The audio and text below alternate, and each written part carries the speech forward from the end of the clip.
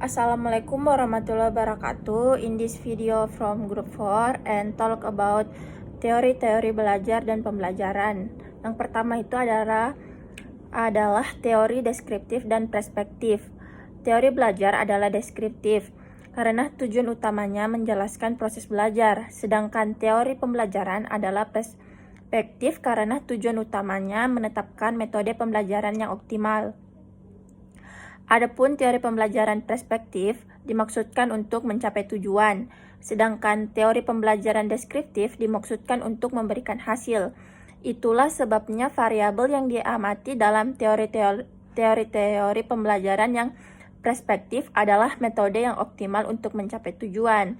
Ada beberapa pendapat teori belajar deskriptif dan perspektif menurut yang pertama itu menurut Brunner. Teori pembelajaran adalah perspektif dan teori belajar adalah deskriptif. Menurut Reichelt, teori perspektif adalah goal oriented, dan sedangkan teori deskriptif adalah goal free. Sedangkan menurut Brunner 1964 diakui oleh kalangan instruksional teori sebagai peletak dasar pengembangan teori-teori pembelajaran di samping Skinner 1954 dan Ausubel 1968. Brunner membuat perbedaan antara teori belajar dan pembelajaran.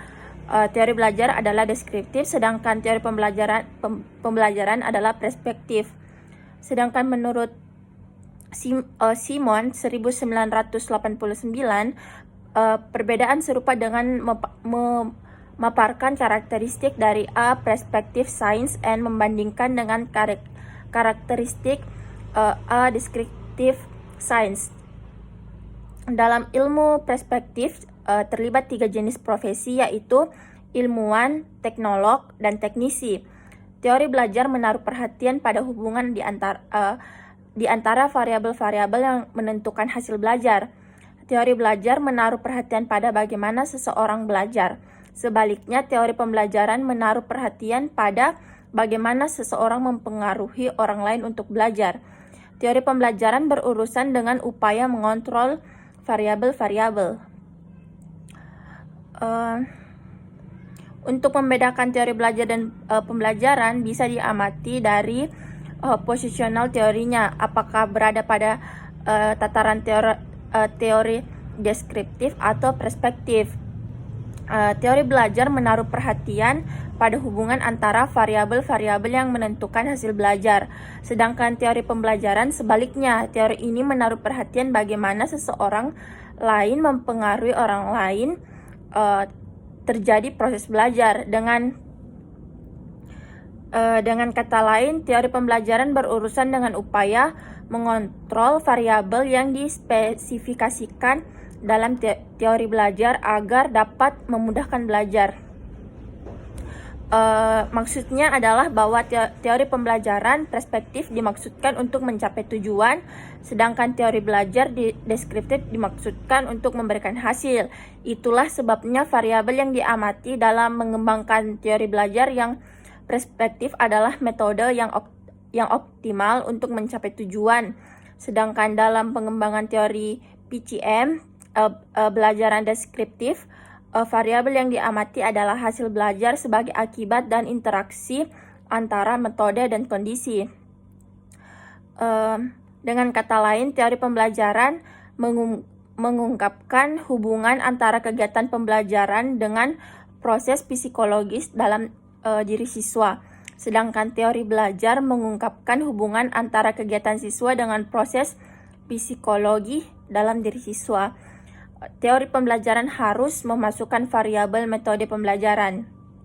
Bila tidak, maka teori itu bukanlah teori pembelajaran. Hal ini penting sebab banyak yang terjadi apa yang dianggap sebagai teori pembelajaran yang sebenarnya adalah teori belajar. Teori pembelajaran selalu menyebutkan metode pembelajaran, sedangkan teori belajar sama sekali tidak berurusan dengan metode pembelajaran. Saya kira cukup dari saya. Wabillahi taufiq wal hidayah. Wassalamualaikum warahmatullahi wabarakatuh. Assalamualaikum warahmatullahi warahmatullahi wabarakatuh. Perkenalkan, nama saya Muhammad Iksan Ramadan. Saya akan melanjutkan teori-teori belajar dan pembelajaran, yaitu di bagian B, teori belajar behavioristik. Menurut Imron, teori behavioristik belajar adalah suatu kontrol instrumental yang berasal dari lingkungan. Pendidik mengkondisikan sedemikian rupa sehingga pembelajar mau belajar. Mengajar dengan demikian dilaksanakan dengan conditioning, pembiasaan, peniruan, hadiah, dan hukuman sering ditawarkan dalam proses pembelajaran. Kedaulatan guru dalam belajar demikian relatif tinggi, sementara kedaulatan siswa sebaliknya relatif rendah. Teori ini juga disebut teori conditioning karena belajar tidaknya seseorang bergantung kepada faktor-faktor kondisional yang diberikan oleh lingkungan. Selain itu, behaviorisme sebagai teori pembelajaran dapat ditelusuri kembali oleh Aristoteles yang isinya memori, yang berfokus pada asosiasi yang dibuat antara peristiwa seperti kilat dan guntur. Menurut teori behavioristik, belajar adalah perubahan tingkah laku sebagai akibat dari adanya interaksi antara stimulus dan respon. Seseorang dianggap telah belajar sesuatu jika ia dapat menunjukkan perubahan tingkah lakunya. Tokoh-tokoh teori belajar behavioristik antara lain adalah Pavlov, Guthrie, Watson, Skinner, dan Thorndike. Yang pertama itu menurut Pavlov.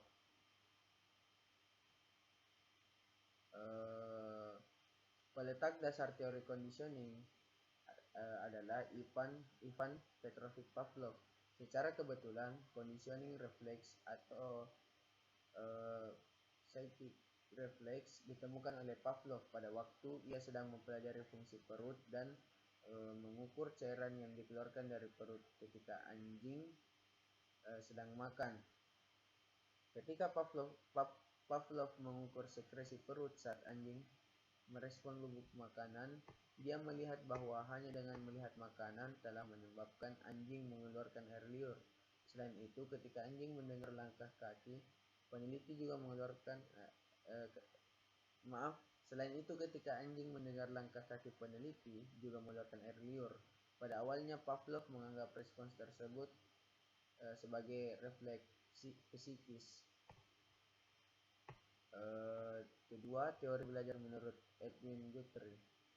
Azas belajar Guthrie yang utama adalah hukum contiguity, yaitu gabungan stimulus yang disertai suatu gerakan. Pada waktu timbul kembali cenderung akan diikuti oleh gerakan yang sama. Guthrie juga menggunakan variabel hubungan stimulus dan respon untuk menjelaskan terjadinya proses belajar. Belajar terjadi karena gerakan terakhir yang dilakukan mengubah situasi stimulus, sedangkan tidak ada respon lain yang dapat terjadi. Menurut Guthrie, bahwa tingkah laku manusia itu dapat diubah. Tingkah laku baik dapat diubah menjadi jelek dan sebaliknya. Tingkah laku jelek dapat diubah menjadi baik. Teori belajar Guthrie berdasarkan atas model penggantian stimulus satu ke stimulus yang lainnya. Respon atas suatu situasi cenderung diulang manakala individu menghadapi situasi yang sama. Teori Guthrie juga disebut teori asosiasi. Menurut Guthrie, setiap situasi belajar merupakan gabungan berbagai stimulus, dapat internal dan dapat eksternal, dan respons. Dalam situasi tertentu, banyak stimulus yang berasosiasi dengan banyak respons. Asosiasi tersebut dapat benar dan dapat juga salah. Nomor 3, teori belajar menurut Watson. Watson mendefinisikan belajar sebagai proses interaksi antara stimulus dan respon. Namun, stimulus dan respon yang dimaksud harus berbentuk tingkah laku yang dapat diamati atau observable dan dapat diukur. Dengan kata lain, meskipun ia mengakui adanya perubahan-perubahan mental dalam diri seseorang selama proses belajar, namun ia menganggap hal tersebut sebagai faktor yang tak perlu diperhitungkan. Ia tetap mengakui bahwa perubahan-perubahan mental dalam bentuk benak siswa itu penting. Namun, semua itu tidak dapat menjelaskan apakah seseorang telah belajar atau belum, karena tidak dapat diamati. Pada umumnya, teori belajar yang termasuk ke dalam keluarga besar behaviorisme memandang manusia sebagai organisme yang netral pasif reaktif terhadap stimuli di sekitar lingkungannya. Orang akan bereaksi jika diberi rangsangan oleh lingkungan luarnya. Demikian juga jika stimulus dilakukan secara terus-menerus dan dalam waktu yang cukup lama, akan berakibat berubahnya perilaku individu. Misalnya dalam hal kepercayaan sebagian masyarakat tentang obat-obatan yang diiklankan di televisi. Mereka sudah tahu dan terbiasa menggunakan obat-obat tertentu yang secara gencar ditayangkan media televisi. Jika orang sakit mah, maka obatnya adalah Promac, Waysan, Milanta, ataupun obat-obat yang lain yang sering diiklankan televisi. Jenis obat lain tidak pernah digunakan untuk penyakit mah tadi, padahal mungkin saja secara higienis obat yang tidak tertampilkan lebih manjur misalnya. Yang keempat, teori belajar menurut Skinner. Skinner mengembangkan teori conditioning dengan menggunakan tikus sebagai kunci percobaan. Dari hasil percobaannya, Skinner membedakan respons menjadi dua, yaitu respon timbul dan yang berkembang.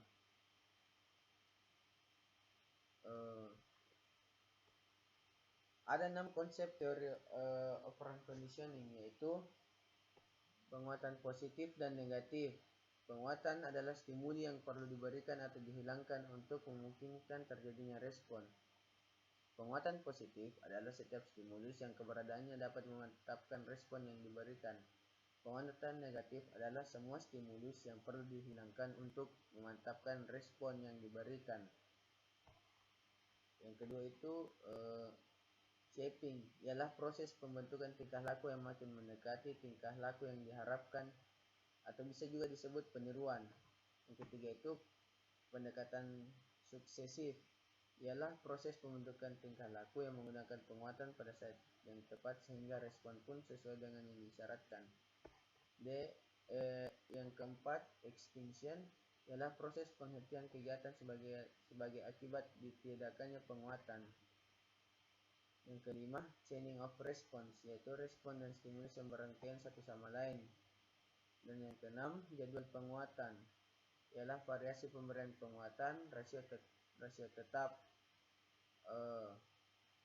Asas-asas operant conditioning adalah kelanjutan dari tradisi yang didirikan oleh John Watson. Artinya, agar psikologi bisa menjadi suatu ilmu, maka studi tingkah laku harus dijadikan fokus penelitian psikologi. Dan teori yang kelima dan yang terakhir yaitu menurut Thorndike. Menurut Thorndike, belajar dapat dilakukan dengan mencoba-coba. Mencoba-coba ini dilakukan manakala seseorang tidak tahu bagaimana harus memberikan respon atas sesuatu. Dalam mencoba-coba ini, seseorang mungkin akan menemukan respon yang tepat berkaitan dengan persoalan yang dihadapinya. Karakteristik belajar secara trial dan error adalah sebagai berikut. A. Adanya motif pada diri seseorang yang mendorong untuk melakukan sesuatu. B. Seseorang berusaha melakukan berbagai macam respon dalam rangka memenuhi motif-motifnya. C. Respon yang dirasakan tidak bersesuaian dengan motifnya dihilangkan. D. Akhirnya seseorang mendapatkan jenis respon yang paling tepat. Sekian penjelasan dari saya. Wassalamualaikum warahmatullahi wabarakatuh.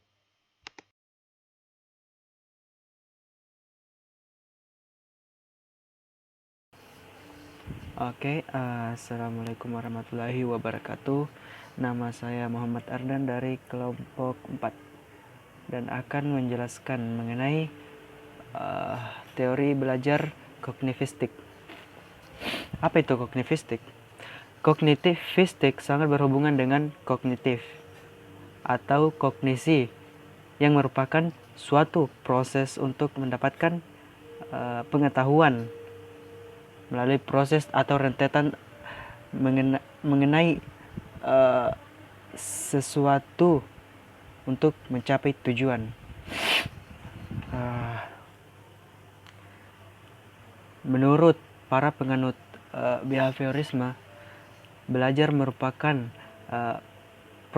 perubahan tingkah laku berdasarkan dari apa yang telah ia lihat atau berdasarkan dari pengalaman.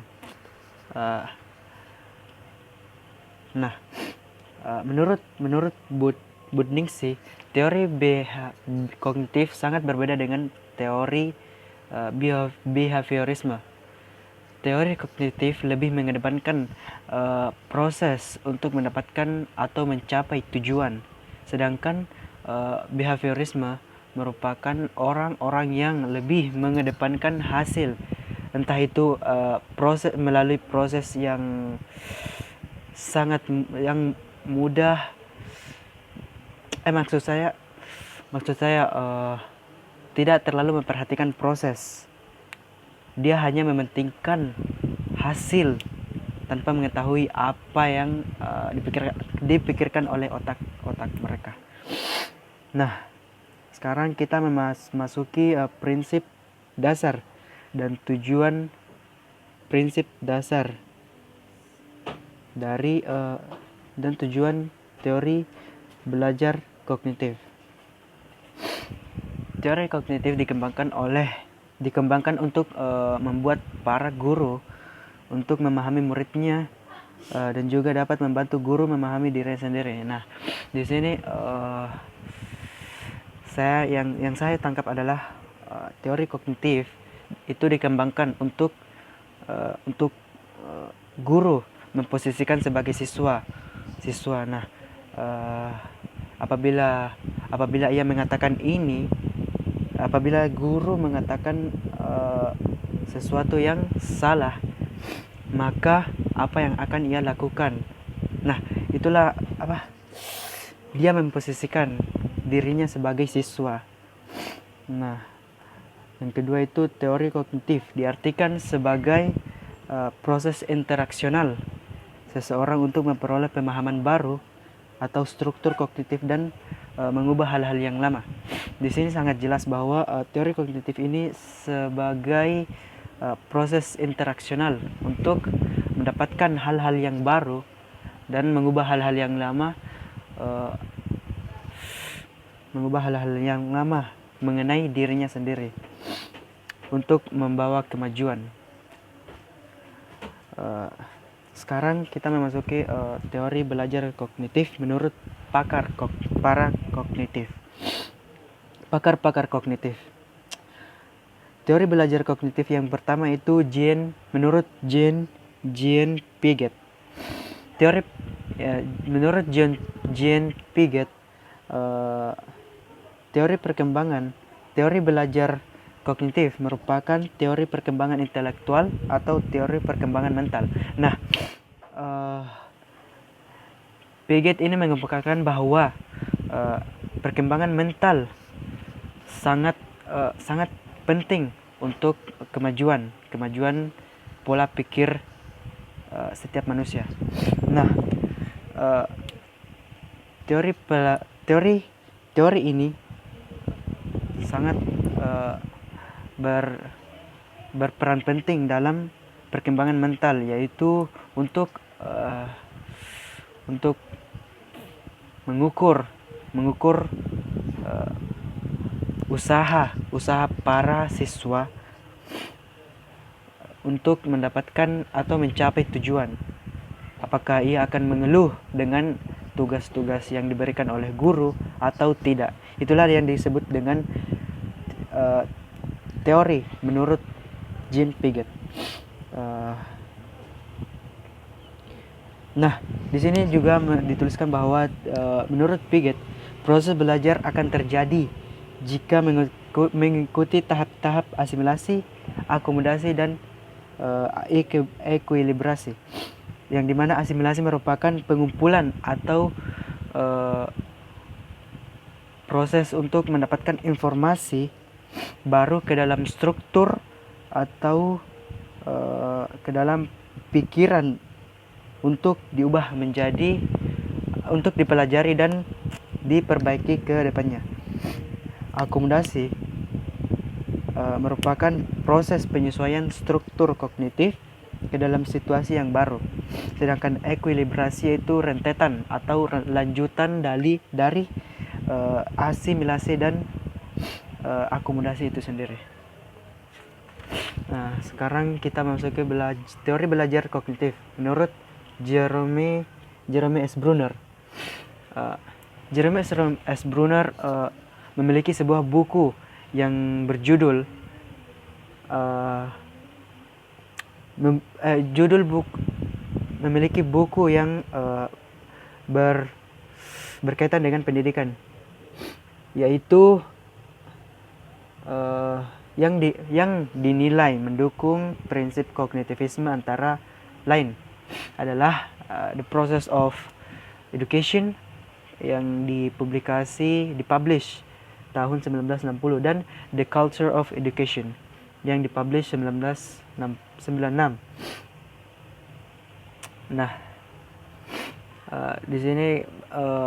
di sini sudah jelas bahwa kognitivisme itu teori ini sangat mendukung kognitivisme dalam mencapai tujuan, yaitu proses yang sangat diperhatikan. Nah, ketiga, teori belajar kognitif menurut Robert M. Gagne. Salah satu teori belajar yang berasal dari psikologi kognitif adalah teori pemrosesan informasi atau the process of information processing theory yang dikemukakan oleh Gagne. Teori ini menurut teori ini belajar bukan berarti proses yang tunggal, yang sifatnya tunggal, tapi proses belajar merupakan proses mendapatkan informasi untuk mencapai tujuan dengan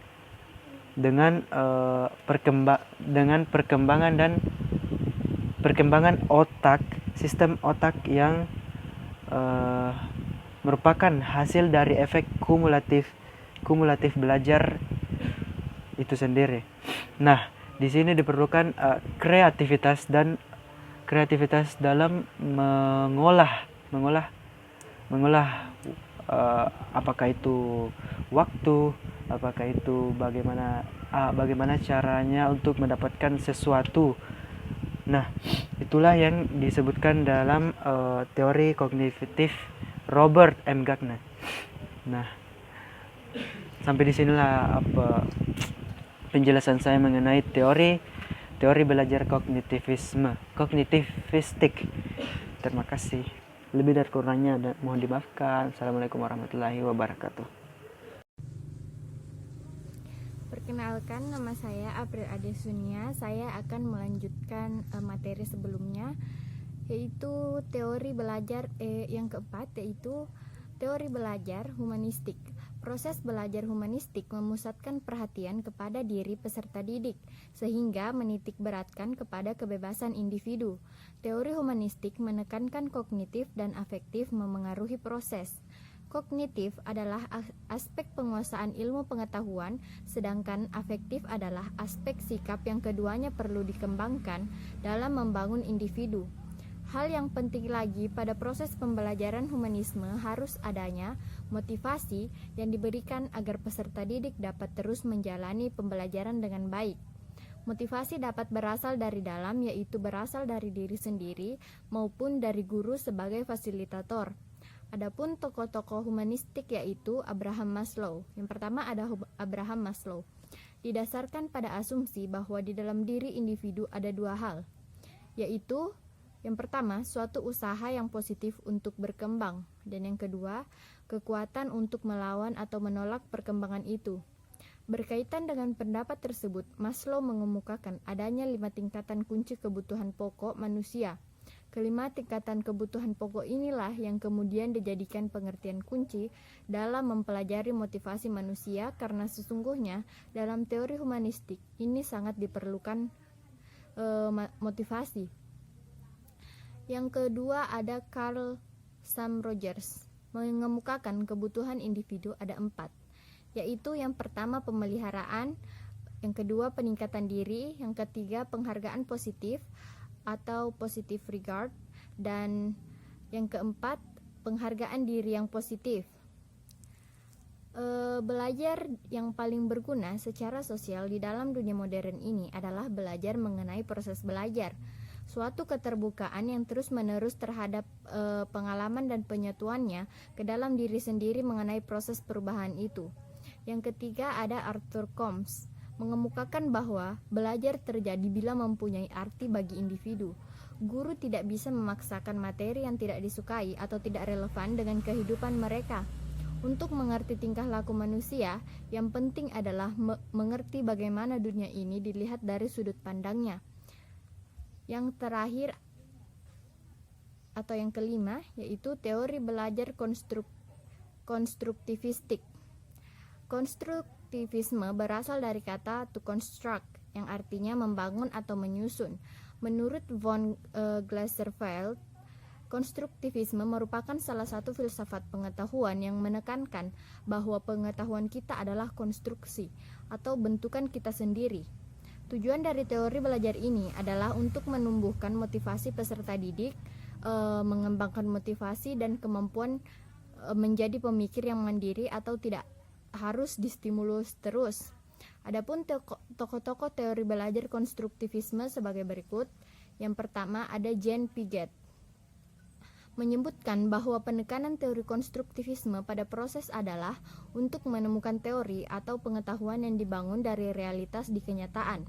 Proses mengkonstruksi, sebagaimana dijelaskan Jean Piaget, adalah skemata, asimilasi, akomodasi, dan ekuilibrasi.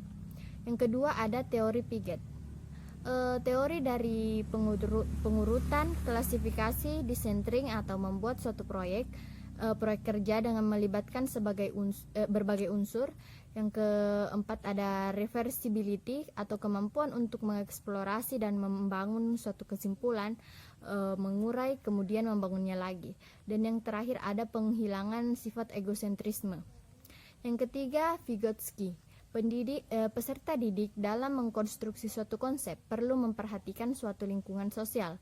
Dua konsep penting menurut Vygotsky yaitu zone of proximal development dan scaffolding. Saya rasa cukup dari kelompok saya. Terima kasih atas perhatiannya. Wassalamualaikum warahmatullahi wabarakatuh.